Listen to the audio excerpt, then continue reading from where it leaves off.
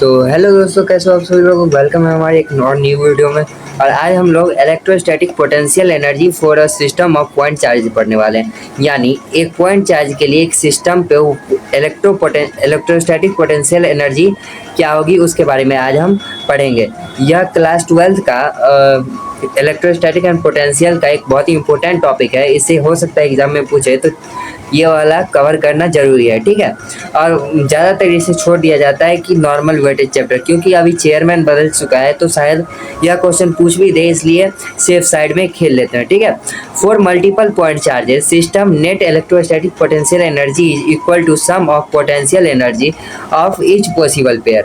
तो अब यहाँ पे क्या कह रहा है, मल्टीपल पॉइंट चार्जेस के लिए जो सिस्टम में मल्टीपल पॉइंट चार्जेस होंगी तो उसके लिए नेट इलेक्ट्रोस्टैटिक पोटेंशियल एनर्जी जो होगी इक्वल होगी, यानी बराबर होगी to sum of potential energy के योग के बराबर होगी ऑफ ईच पॉसिबल पेयर। मतलब दो या दो से अधिक को हम पेयर कहते हैं, तो उन दोनों के मिलावट से जो पोटेंशियल एनर्जी बनेगी उसके सम को हम क्या कहते हैं, इक्वल पोटेंशियल एनर्जी, ठीक है। तो हम एग्जांपल नंबर 1 में देखते हैं कि एक ट्राइंगल है। यहाँ पे क्या है, तो यहाँ पे इसका Q1 है, यहाँ पे ये वाला इसका यहाँ पे Q1 चार्ज है, और यहाँ पे इसका Q2 चार्ज है, यहाँ पे Q3 चार्ज है। और यहाँ से यहाँ तक की दूरी R1, यहाँ से यहाँ तक की दूरी R2, और यहाँ से यहाँ तक की दूरी R3, और यहाँ से यहाँ तक की दूरी R2 है, ठीक है। तो इसके लिए अब क्या होगा, तो देखिए यहाँ से अगर जो मान लीजिए हम पेयर बनाना शुरू करेंगे तो Q1 का पेयर किससे बनेगा, एक Q3 से बनेगा, यहाँ पे ये वाला। और एक Q1 का पेयर किससे बनेगा, तो Q3 से बनेगा, ठीक है। और Q2 का अगर जो हम पेयर देखें तो Q1 से ऑलरेडी हम बना चुके हैं, तो वो नहीं लिखेंगे। हम लिखेंगे Q2 से पेयर किसका बनेगा, तो एक Q3 से बनेगा, और Q3 का Q2 और Q1 से पहले ही हम पेयर बना चुके हैं, ठीक है। तो आगे क्या होगा, आगे हम देखें, यानी पोटेंशियल एनर्जी यहाँ पे क्या होगा नेट, तो यहाँ पे एक Q1 यानी इसको 0.1 कह लेते हैं, ठीक है। तो यहाँ पे 1 2 1 और ये 2 हो जाएगा 1 2 प्लस U, यहाँ पे क्या हो जाएगा 2 1 3, पहले 1 3 वाला देख लेते हैं, फिर 1 3 हो जाएगा, फिर प्लस यहाँ पे ये दोनों हो चुका है। तो अगला क्या होगा, Q2 को साथ में लेके चलेंगे, तो ये सिर्फ क्या बनेगा, Q3 ही बचा है, यानी Q23, ठीक है। तो अगर जो हम इसको लिखे तो पोटेंशियल एनर्जी का मान क्या होता है, KQ, ठीक है।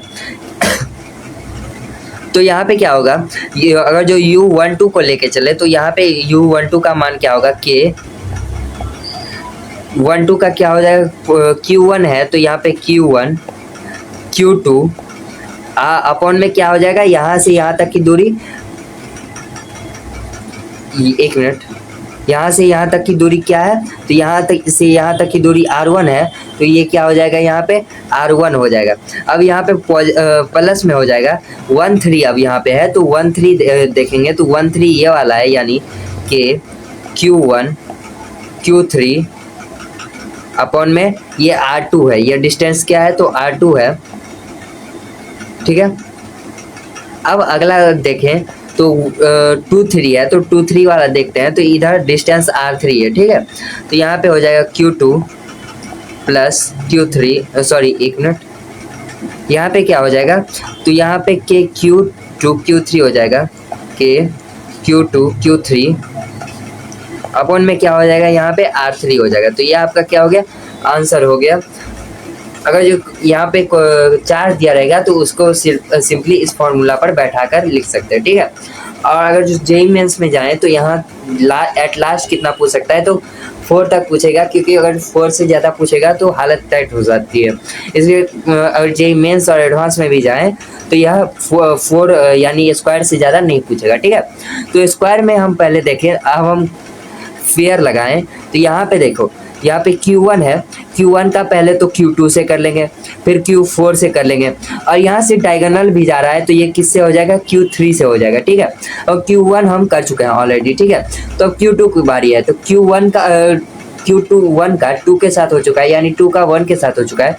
तो अब बाकी है Q3, ये वाला Q3, और यहाँ पे यह डायगोनल चला जाएगा तो ये क्या हो जाएगा, Q2 to Q4, ठीक है। अब ओनली बचा है क्या, तो Q3, तो Q3 और Q4 में बचा है, तो Q3 Q4 हो जाएगा। और ये Q1 और Q3 को ऑलरेडी हम कर चुके हैं, तो सिंपली ये क्या हो जाएगा, तो यहाँ तक हो जाएगा। तो अगर हम इसे लिखें तो यहाँ पे हम क्या देंगे, तो यहाँ पे हम इसे दे देते हैं Q1 Q2 का दे देते हैं।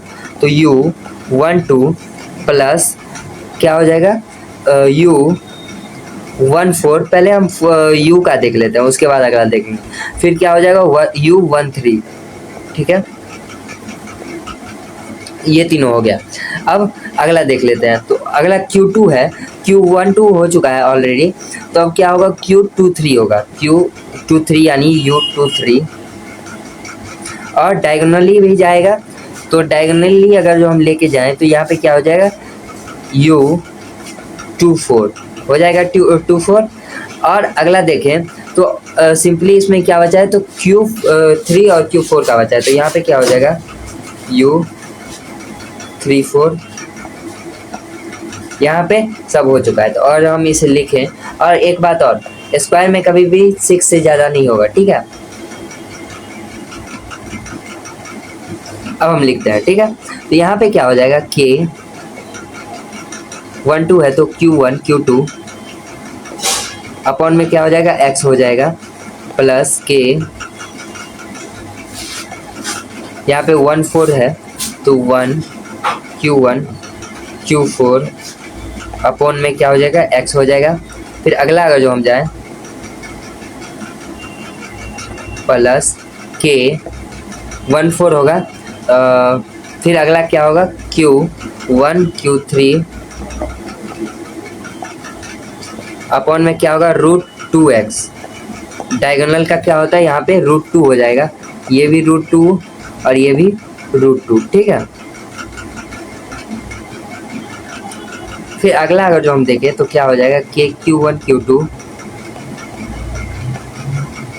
अपॉन में क्या हो जाएगा, फिर सॉरी Q1 Q2 ना होकर यहाँ पे अगला हम देखें तो 13 वाला हो चुका है, तो अब 23 होगा, यानी Q2 Q3 अपॉन में क्या हो जाएगा, X हो जाएगा।